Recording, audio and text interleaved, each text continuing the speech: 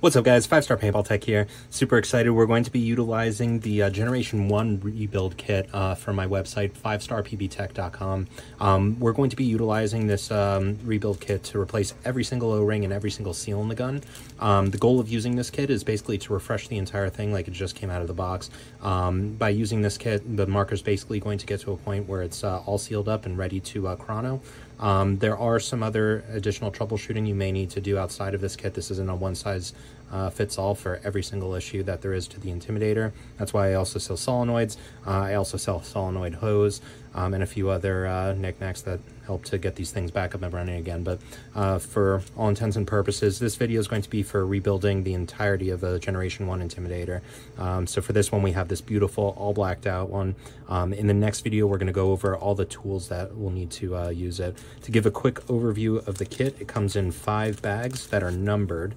And we're going to make this really easy. We're going to basically paint by numbers with this rebuild kit. So you have bag number 1, which is all your bolt O-rings. Bag number 2, which contains your high pressure regulator O-rings. Bag number 3, which contains your low pressure regulator O-rings. Bag number 4, which contains your front block O-rings.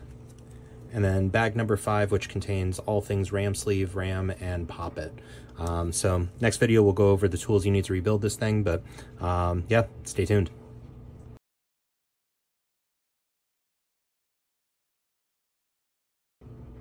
What's up guys, quick overview of the tools that you'll need to rebuild this. We're going to be utilizing a standard Allen key set.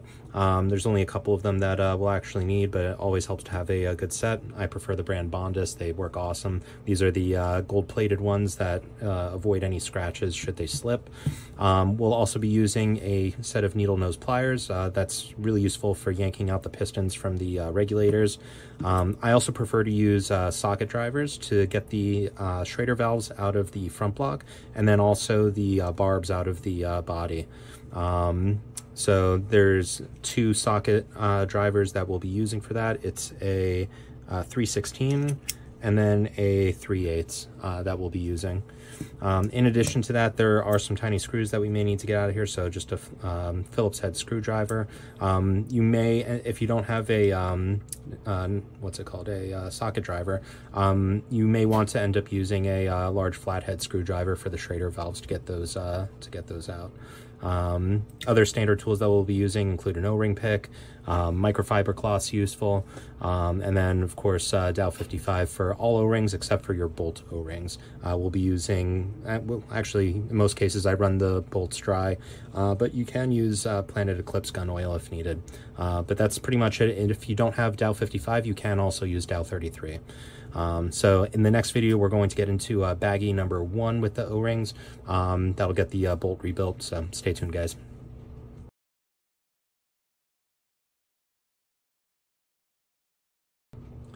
All right, so we're going to rebuild the bolt. This one's going to be a bit, I don't know, it's just going to be a bit different. The owner of this one has a Shock Tech bolt, which, as you can see, has no O-rings. We're actually going to set this to the side. As you would with any bolt, though, you do want to give it a nice cleaning with your microfiber cloth.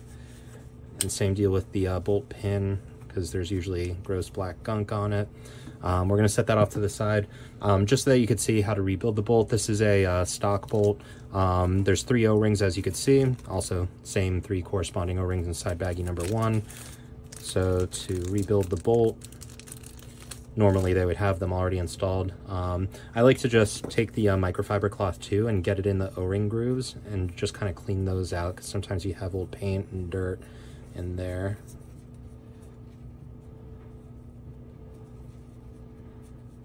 Perfect. And once that's all cleaned up, the O-rings just pop right into place in these grooves. So there's a lot of different variations of bolts. No matter which one with O-rings that you're using, they typically all use the 015 O-rings. The real stock bolt for the classic Intimidator is very similar to, this is actually a stock 2K2 Intimidator bolt. The stock classic bolt, which is the Generation 1, is typically metal, but it still has 3 015 O-rings, which is what we'll be using to rebuild it. So bolts rebuilt, set that off to the side. In the next video, we're going to be rebuilding the high pressure regulator, which is the top one of these 2. So more ahead.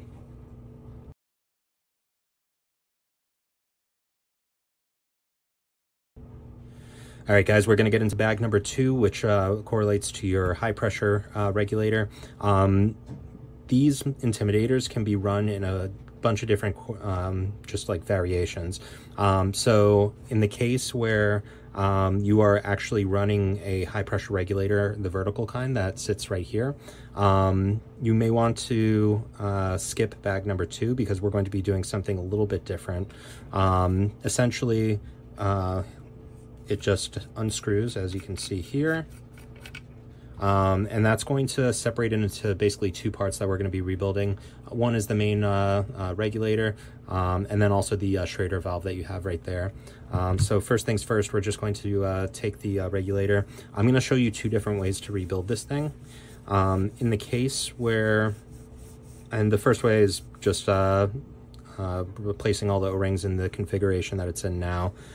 So there's 1 O-ring on the body, which you could see right here. And we're going to replace that. That's a 0.16. And it is the largest,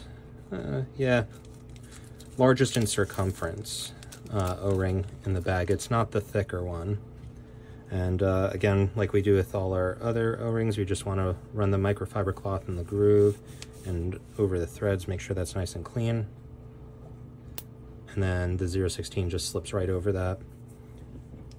We're going to then take the needle nose pliers and we're going to yank the piston out and see how dirty these things get. We just want to give that a really nice cleaning, and then we're going to replace the O-ring on the piston. It's a really thick one inside. And you can even see this piston O-ring's really worn, and the danger of when they get worn is that because there's only 1 O-ring on this, and it's actually kind of like near the bottom, when the O-ring gets worn, it actually creates enough of a gap where the piston can kind of like wobble inside of the LPR body. And that can cause some scratching on the inside of the low pressure regulator body, which over time is just unrepairable. You'll need a new LPR body. And the net result of it is that we're just going to use the O-ring pick to get that O-ring off. But the net result of the LPR body getting worn past repair is that the regulator will start supercharging, meaning that it basically acts as a gas through. Cool. So this is completely clean. We're going to take out the largest O-ring from the bag. This is the last O-ring that we're going to be replacing inside of the high pressure regulator. Now here's where it gets interesting. So if you're running a high pressure regulator, a vertical high pressure regulator that would screw into the bottom of the front block, I'm just gonna walk through how to get this into a more preferable configuration. So first thing what we're gonna do is we're just gonna kind of tap the rest of the regulator internals out. We're going to just run a microfiber cloth through the body of this, get that nice and cleaned up. And so if kind of back to the idea, if we're already running a vertical high pressure regulator, let's use that as the main high pressure regulator, and you'll just want to rebuild that separately.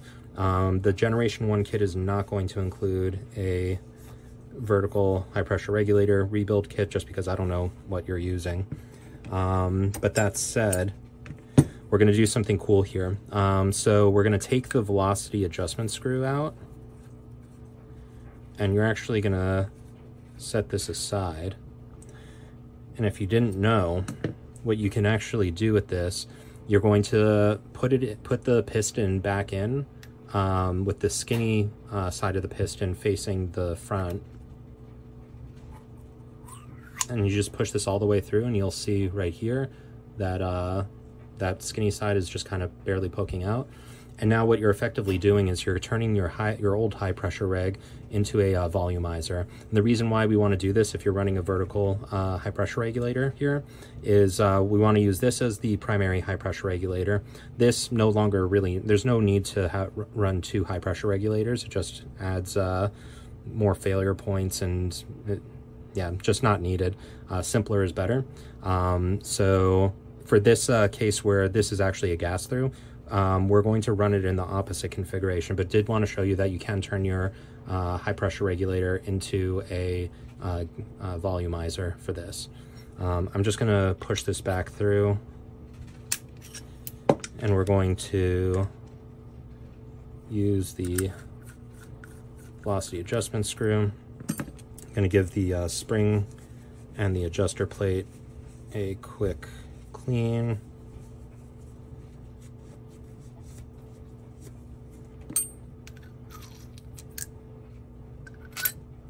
And then we're going to just do some Dow 55 on the piston. So actually I'm going to reverse this real quick. The correct order for the internals, you have your screw screwed in, the adjuster plate goes in next, and then the spring goes in after that, and there's no right or wrong direction to put the spring in. We're going to get some Dow 55 on the piston O-ring, and just enough to coat the O-ring itself. You don't need to go nuts.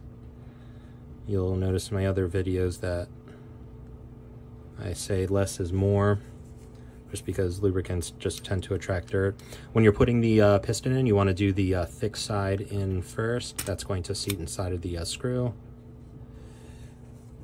And then the high pressure regulator is rebuilt. So we're just going to, well actually the body is. Next part, we're going to take out the Schrader valve, and this takes 2 seconds to rebuild. We're going to use the 3/8 nut driver to get this bad boy out.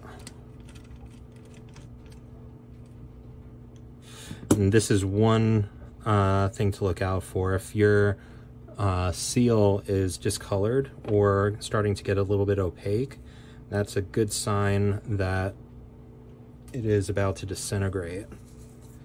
So just give that nut a little cleaning. I'm going to pull the rest of this out. I'm just going to put the gun down. Put these two parts off to the side. Actually, so there's only 2 O-rings left in the bag, and they belong to the 010 that sits around the brass nut. Use the O-ring pick to get that off.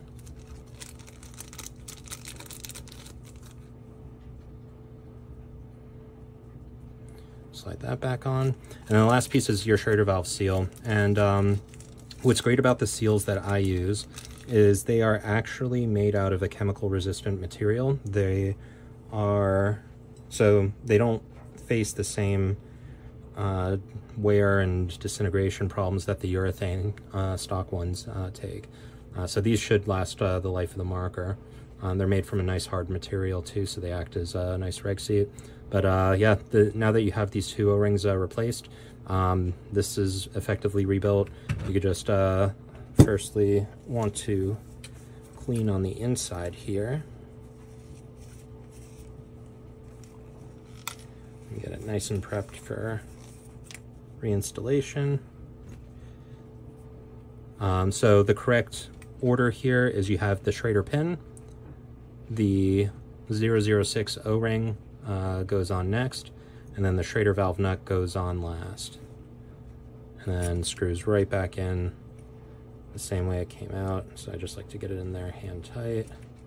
If you don't have the nut driver, again, you can use a flathead screwdriver to just kind of depress the pin and get it inside that slot right there to screw it or unscrew it. Let's get that on all the way. LPR body goes on next, or high pressure regulator body goes on next. It's easy to mix them up with these dualies. And in the next video, we're going to rebuild the low pressure regulator in bag 3. So stay tuned.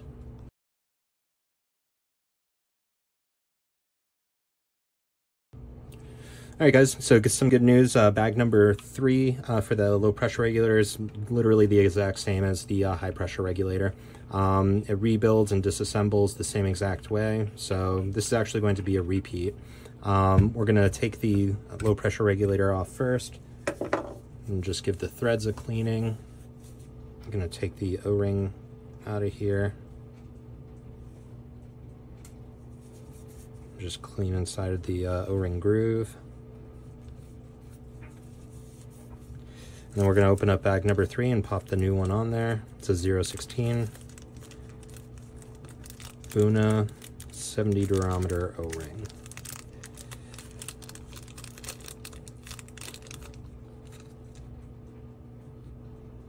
Just replace that. Then we're going to take the piston out with needle nose pliers, another gunky one, so give that a nice cleaning.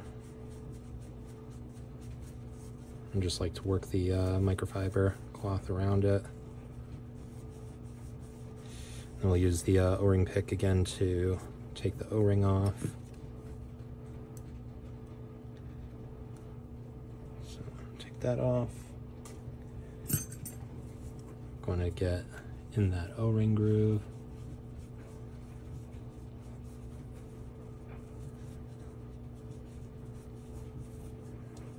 Cool. So with the low pressure regulator, there's no cool tricks or benefits to running it like the volumizer, so please do not do that trick on the low pressure regulator. It's easy to get them mixed up. Cool. So that's all rebuilt. We're gonna just tap all the internals out of the body. We'll clean those up in a second. Just wanna focus on cleaning up the inside of this body. And just like what we did with the other one, you just want to unscrew it so that a couple threads are showing from the top, and that's just going to ensure that we're set to 0 psi when we gas this thing up. So we want to do the high pressure regulator first when we set the pressure, and then the low pressure will come after. Cool. So that's all clean. Just clean up the adjuster plate. The adjuster plate, like the high pressure regulator, is the first part to go back in. So I'll just go in, clean the spring up. That's the next part to go in. Easy way to remember which spring is which in the case somehow you get them mixed up. The low pressure regulator spring is a little bit shorter, I believe, and it's definitely, the coil itself is a lot thinner. So that just drops back in. We're going to throw some Dow 55 on the piston O-ring. Again, just enough to coat the O-ring.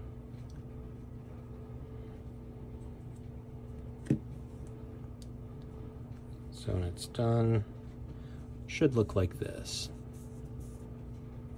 Don't have to use a lot. And again, the fat end goes in first. So that's good. And then, just like the high pressure regulator, we're just gonna undo the Schrader valve right here, the nut driver, or you could use a screwdriver, flathead. We're just gonna pull the whole assembly out. I'm gonna set that off to the side and just clean out this whole area.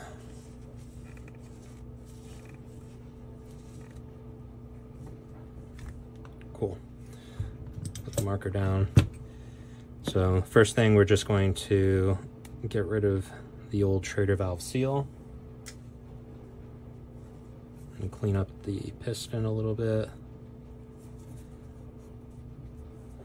And then I'm gonna just put the smaller of the two O-rings that are left right on the piston, set that off to the side.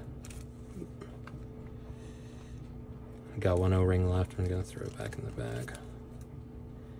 Clean the brass nut, and we're gonna take the O-ring that's on there off. It's a 010.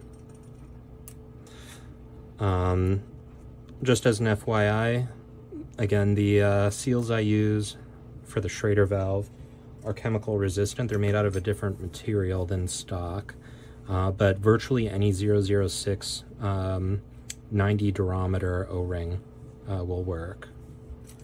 So again, we just took off the 010 from the nut, and we're just going to replace it with the 010 that's in bag number 3.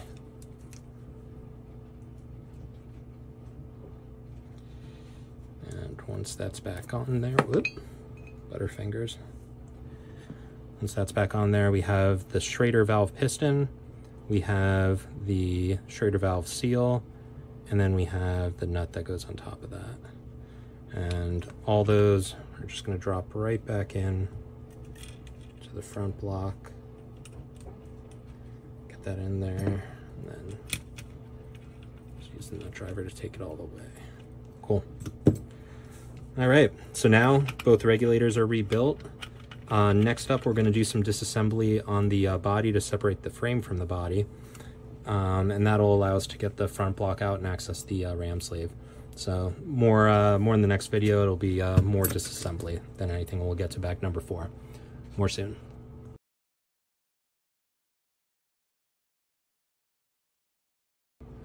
All right, guys, so we're going to eventually get to bag number 4. First thing we're going to do is we're going to take the gas through off. And again, some might have a gas through on their Classic, others might have a high pressure regulator right there. Once that's off, we're going to start working on getting the grip frame off. So the order of operations here is we're going to get the grip frame off, we're going to take out the eye covers so that we could get the eyes out, and then we're going to separate the frame from the body completely, and then get the front block off. So I think it's a 1/16 O-ring we're going to use for the grips. Usually what I just do is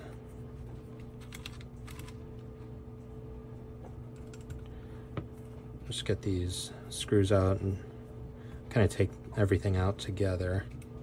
You'll see what I mean by that in a second. So once all those grip screws are undone, you don't want to, I don't know, yeah, actually, you don't want to just kind of yank the grips off, because there is a membrane pad that connects the buttons here to the actual board. So don't want to yank them off, otherwise you risk ripping the membrane pad. So I'm just going to keep that right there. Actually, I'm going to set this off completely to the side. From here, we're going to take off the eye covers, and the strategy really is to get the eye covers off, get the eyes out of the body, and then we're going to slowly take the frame off so that the solenoid hoses are exposed. We're going to yank those off one by one. Once the eyes and the solenoid hoses are no longer connected to the body, that'll allow us to take the frame off all in one piece, which is a lot easier. So yeah, let's get to it. We're going to use a 5/64 Allen key to unscrew the eye covers. This is a good opportunity to just make sure that they're clean. Check the detents to make sure that they're not bent. Customers do look to be bent. They often bend. Bending is a pretty common problem for the detents, and it happens when you let the bolt sit in the forward position while the marker is in storage. I'm probably going to recommend to this customer that they replace the detents with mine, and the ones that I sell on my website are awesome. I use them in all of my personal guns. They're a little bit longer and definitely stiffer than stock. So they just handle today's paint way better, and then they're stiff enough that they don't let the bolt pass them while the marker's in storage. So this is what I'm talking about, where we just want to get the eyes out of the body. So they literally just pull out. Sometimes you might have a tough time, and if you do, just get one side out, and you could poke the other side out by sticking an Allen key through the hole and just kind of pushing it out the other side. So now that the eyes are disconnected, we're going to take a 1/8 Allen key, and we could probably actually just take both frame screws out completely. So you have one in the front and then one in the rear.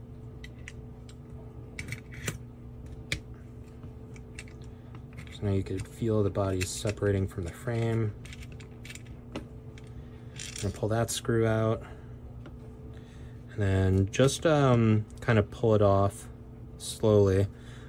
Actually, looks like the owner kind of did the easy work for us. This was already disconnected. So in most cases, here, let's reassemble this as if they were connected this whole time. I'll show you what the process should have looked like.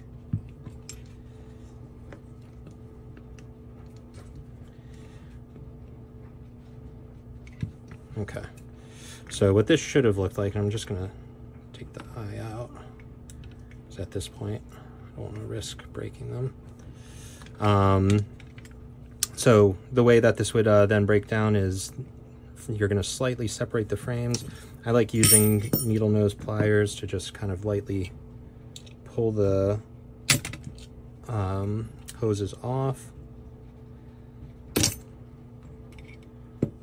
So you'll notice there's one in the front, one in the middle, and then one in the rear. There you go. Now the frame would come right off. One of the things we might just want to check on is that this is set up for eyes. This might be a one where you have to go deeper into the frame for the customer. I'm going to take the frame and I'm just going to set it off to the side. And then from here, we're going to take the front block off by unscrewing this screw right here in the front. Loosey-goosey. Set that screw off to the side, and then the front block pulls right off. We're going to go into bag number 4 and just take these 2 O-rings off. There's one here and one there. We're going to clean this thing because we're adults here and it's the right thing to do. Throw those O-rings out. Grab the new ones from bag number 4.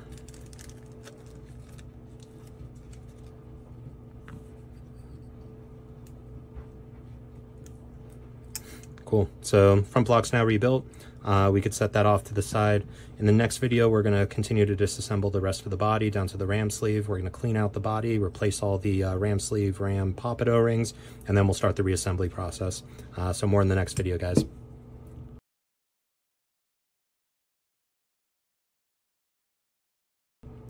All right, guys, so first thing that we're going to do now that we have the majority of the body disassembled, we're going to take out the poppet spring, and if you just let the ram kind of hit the poppet by tilting it forward, the poppet usually just comes right off.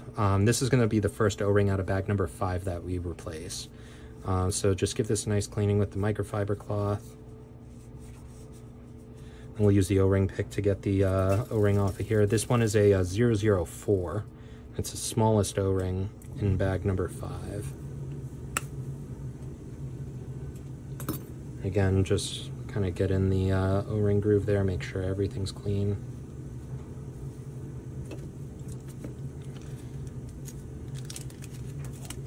So again, we're gonna just grab the smallest O-ring in bag number 5. Get out of there. There we go. And easy way to get this O-ring on is to just kind of put the poppet down face down and just kind of stretch it over the rear of it and push down, and then it just pops right into place. So from there, I just like to put the poppet and the spring together off to the side. You now have 2 things in the way of getting the ram sleeve out. Actually 3. We have a set screw right here, which we're going to take out shortly. What we're going to do first is we're going to take the barbs there that the hose was connected to. So this is where we use the 3/16 socket wrench to grab that and just twist it out.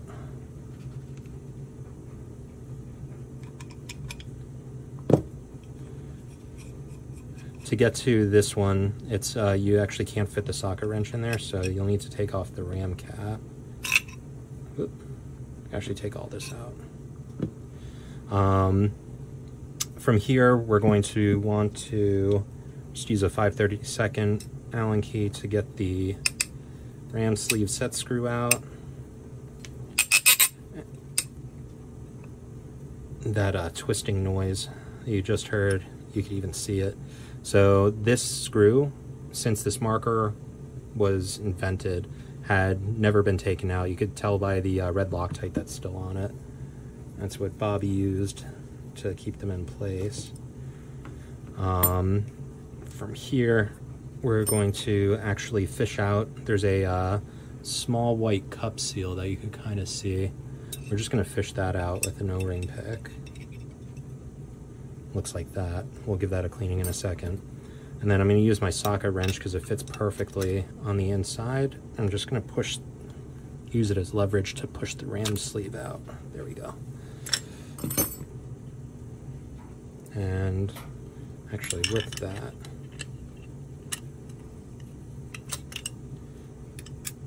I'm just going to take that barb off. Just don't want to risk snapping it.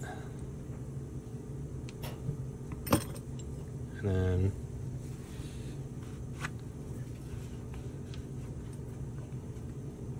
ooh, this one's in there. I'm going to try to get this out through the front. Let's see.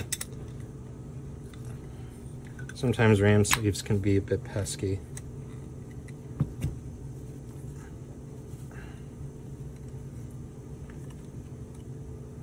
Alright guys, I'm actually going to cut the video and get this ram sleeve out so that I don't waste 5 minutes trying to get this thing out on camera. Once it's out, we'll cut to just rebuilding the thing, and we'll get this thing back together. Alright guys, so we used some good old-fashioned brute force to get the ram sleeve out. Typically that should just slide out of the body. There might be, yeah, you could, it's probably from this gash from tightening the rear frame screw in too much. That just created some extra friction against the inside of the body. But once it's out, you're just going to want to clean it off thoroughly.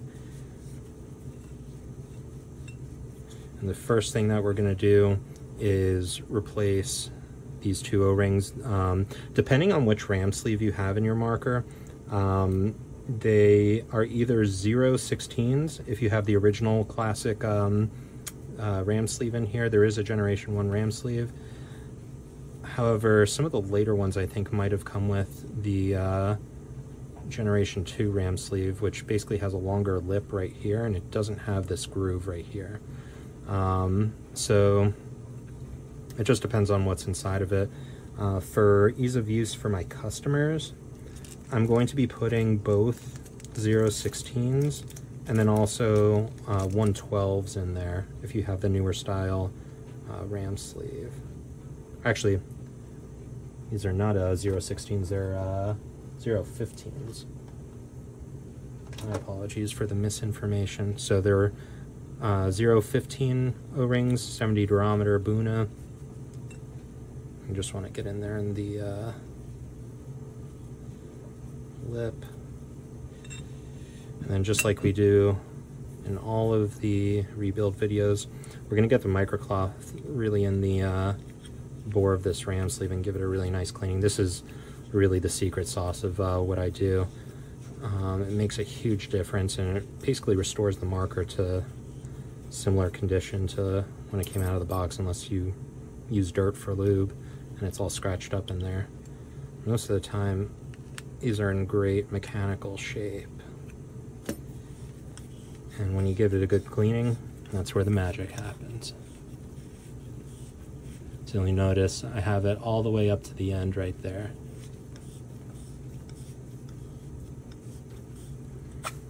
Pull that out. Yeah, that's beautiful. So what I like to do from here is take some Q-tips and just kind of clean out, see, right in the front of where the ram sleeve makes contact with the poppet is where all the dirt likes to hide.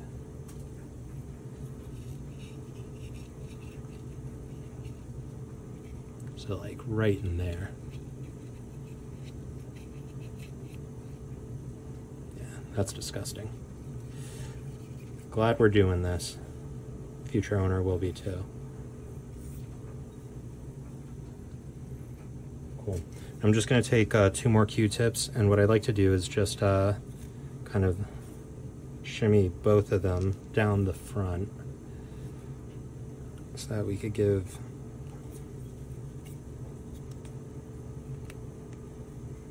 this a really good cleaning.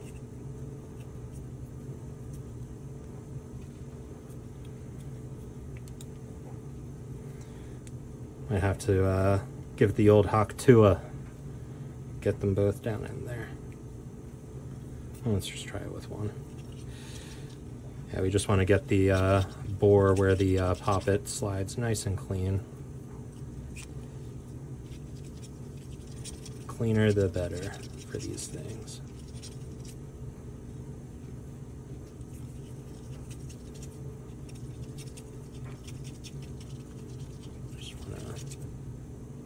That's good. Cool. And then definitely give it a blow through the through this hole right here. That'll make sure you don't get any fuzzies stuck. So the ram sleeve's rebuilt.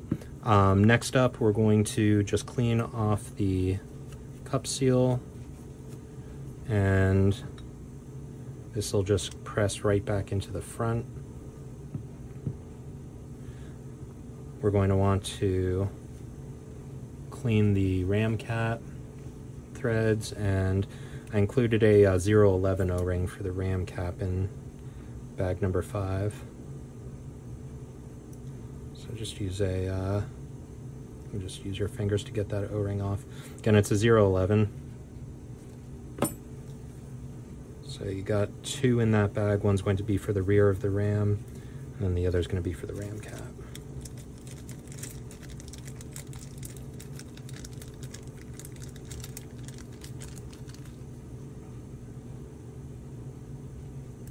Cool. Set that off to the side. Just give the this little donut thing a nice cleaning. I think they call them like beauty blocks or something like that. Last thing we're going to clean up and rebuild is the ram. So just give that a nice cleaning on the outside. Give it a nice cleaning where the bolt pin contacts the ram. And then we're going to take these O-rings off. So the rear again is a 011, and the front is the smaller one. It's a 006. Both are 70 durometer Buna O-rings. This guy's got a nice ram cap bumper. I've never seen one like that before. PBK makes nice ones. So does the Eigen ram. But this one's a harder material. Actually looks a lot nicer than the other ones. Cool. So again, get the O-ring grooves nice and clean. And then at this point there will be 4 O-rings left in the bag. You have the remaining 2 ram sleeve O-rings that you didn't use and won't be using. And then you have the 011, which is the medium size between all of them. And then the smallest one, the 006, is what's going to go on the tip right here. Cool. So ram's now rebuilt. We can start rebuilding the rest of the marker in the next video. Stay tuned.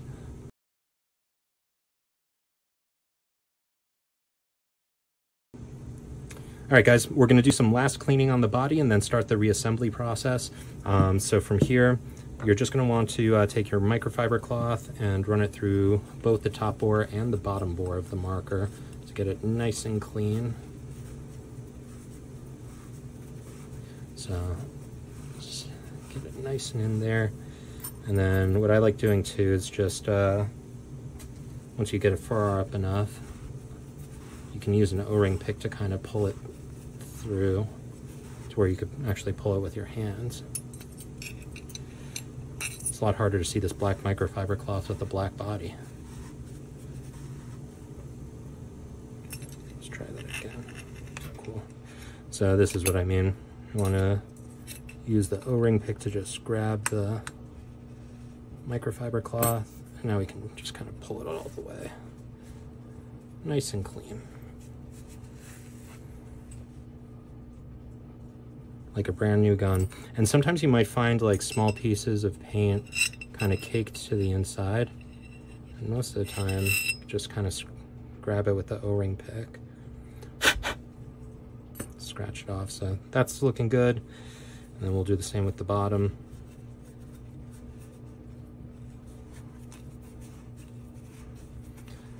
It's a lot easier to do this with the generations 2 and beyond because they're drilled out right there.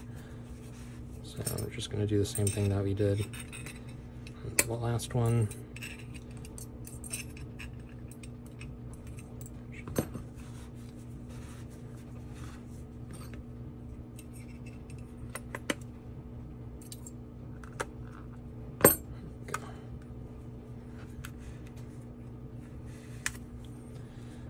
Okay.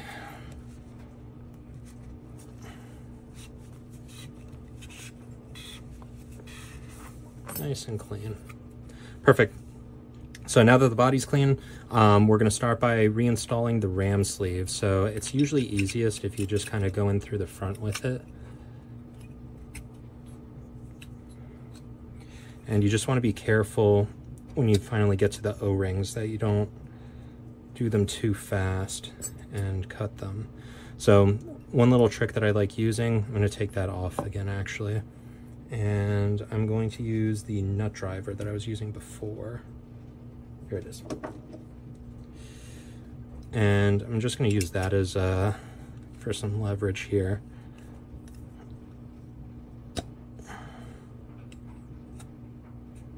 Beautiful.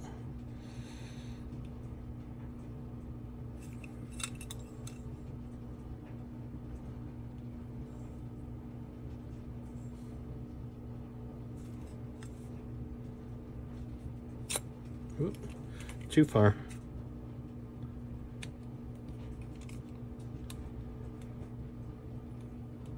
Cool. And basically the goal here is to line up the ram sleeve hole with the body hole, and we'll use the set screw to lock that down. Oh, actually, I went too far.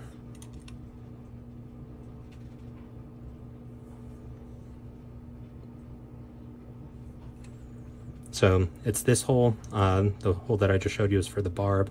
So we're just going to lock it down now with the set screw.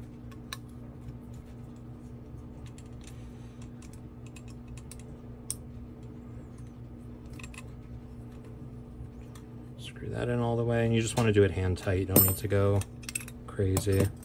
We're gonna take the cup seal and throw that back into the front. We are then going to take the poppet, and we're just going to throw a little bit of lube on the O-ring. Again, just a little bit. We don't need to douse this thing.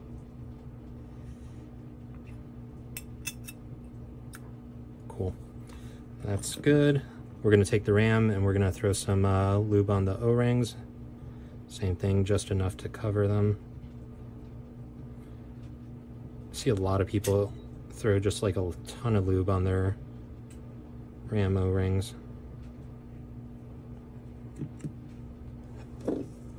You don't need that, just enough to kind of coat them. And then that goes skinny side down. That's going to be followed, actually, did one thing wrong. With the classic bodies, you won't be able to access or screw the barb back in unless the ram sleeve is slightly forward or slightly in the rear.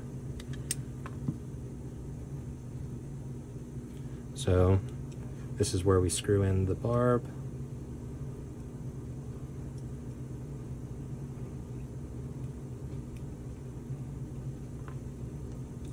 Use the nut driver to take it all the way. Cool. And the beauty block just goes on from there. Fasten down that set screw.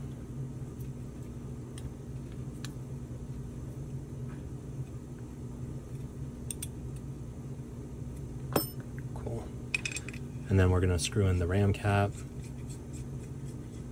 Makes things a lot easier. And then you could also throw your bolt back in. Just make sure the ram is in the rear position and that it clicks into place. Throw your poppet spring if that fell out. You just want to make sure that it sits on the raised part of the poppet. And from here, you can throw the front block back on. That just goes in the same way that it came out, and then just remember to use the little screw to lock it in.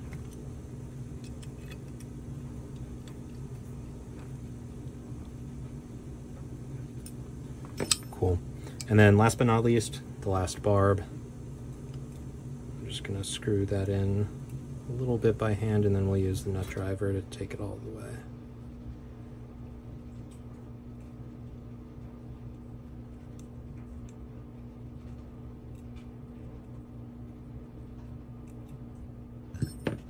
Let's just see if we can get it in there. There we go. Cool. So I'm going to cut it here. In the next video, we're going to rejoin the solenoid hoses back up to the body. We're going to get the eyes and the eye covers back in, and then we're going to reassemble the frame to the body. So stay tuned.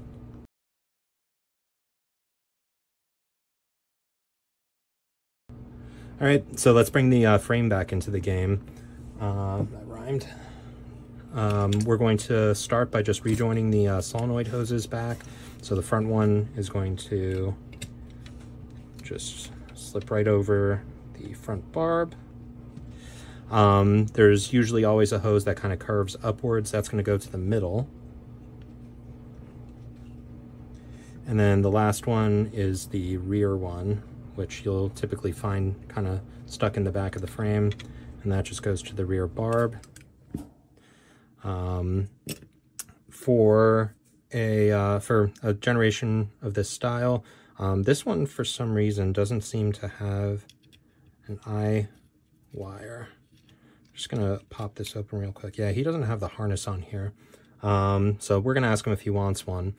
Usually what you'll have is the eyes will stay connected to the harness, which is inside of the frame. So the eyes shouldn't pop out like they did before. But in this case, we'll just get these back in. We'll check in with the owner after the video to see if he wants me to install a harness. So we're just going to kind of fit that back together and then throw the eye cover back on.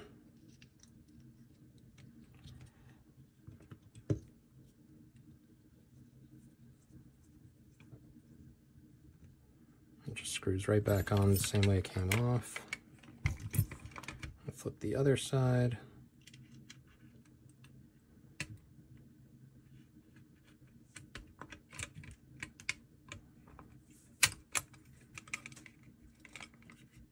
Beautiful. And now what we could start doing is, actually, let's get the eye cover on first.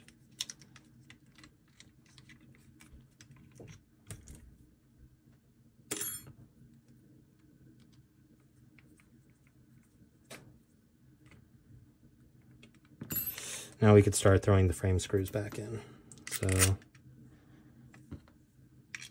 they just go back right into their holes. That's what she said.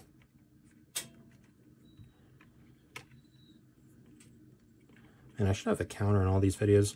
I know with YouTube I have to mark if my videos are okay for kids or not. I guess this one definitely is not.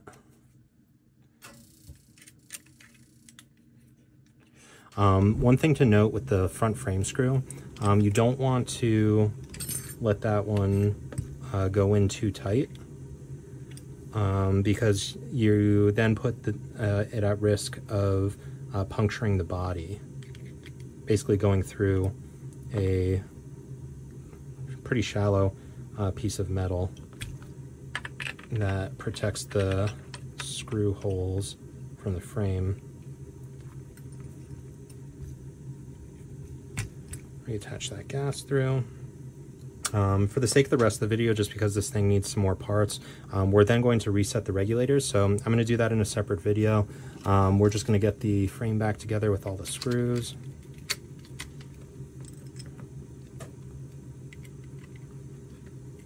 Needs a 1/16 Allen key.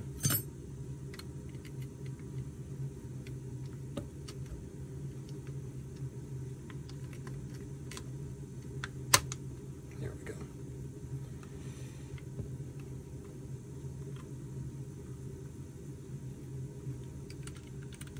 Cool.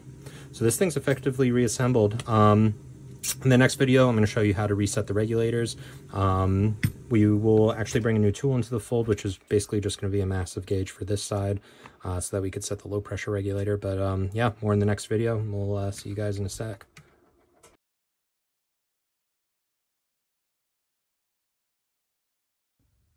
All right, guys, so final stretch. We're just going to reset both the high pressure reg and the low pressure reg. Quick note before we get started here, we just want to make sure, I'm going to zoom up here, that you see in both regulators just a couple of threads showing. That's just going to ensure that both regs are completely zeroed out. For this specific setup, the owner has a gauge for, I believe it's the low pressure regulator only. You'll see the high pressure reg port, which is on the passenger side, the right side of the marker, has a plug in it, which isn't going to do us too much good. I'm not a fan of setting a regulator to just like a certain amount of turns out. So we're going to take all the guessing work out by installing a gauge here. We're going to have to get a little bit crafty because I don't have a Ashcroft that plugs directly in. So what we're actually going to do here, we're going to use my fancy setup. I'm going to install a fill nipple where that once was. You'll see where I'm going with this in a second. You're probably like, what the hell is he doing? So I'm just going to tighten that guy up in there. Be extra special care not to let it slip. Cool. And what I'm going to do is I have this nice liquid filled gauge that is on a quick disconnect. So check this out. Boom. Now we got a gauge here. So now that we have this all set up, we're going to install a tank. And good sign, there are no leaks, which is the goal of this rebuild kit. So the first thing actually that we're going to do is we're going to install or set the high pressure reg for a classic Intimidator that's using a Gen 1 or a Gen 2 ram sleeve. And by the way, the high pressure regulator, as a reminder, is the top regulator. If you're running a vertical regulator setup, then obviously you're going to run the turn up the pressure on the vertical setup. But for setting the high pressure regulator, we're going to set it to about 240 psi as our starting point. So we're sitting right there. I'm actually going to install the silencer too, because part of this is we're going to be taking a few clearing shots just to make sure the pressures are stabilized. So once we have our high pressure regulator set, we're now going to switch to the other gauge, and we're going to start adjusting the bottom regulator. If you start hearing a leak sound, which is very probable, don't be alarmed. It's completely normal. Low pressure regulator, by the way, we're going to set to 80 psi.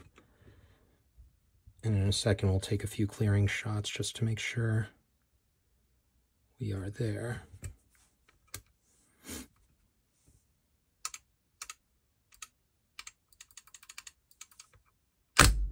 There we go.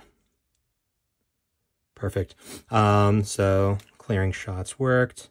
High pressure regulator is set to. We're sitting at 250 psi, which is still fine. Marker will probably be shooting in the probably like the mid 280s from this setting. So yeah, I mean, the marker's completely rebuilt. Quick refresh on the pressures. You're looking at about 240 on the high pressure regulator, 80 psi on the low pressure regulator. And then for the dwell, I recommend, if you're using the stock board, you actually have a choice between 10 and 8 milliseconds. I prefer 8 milliseconds. And then if you're running a, I don't know, like a WASP board or virtually any other board, that gives you a full range of choices. For the dwell, I recommend a 12/9. So this thing's fully rebuilt. Sounds really great. Yeah, enjoy, guys. Hope this video helps you.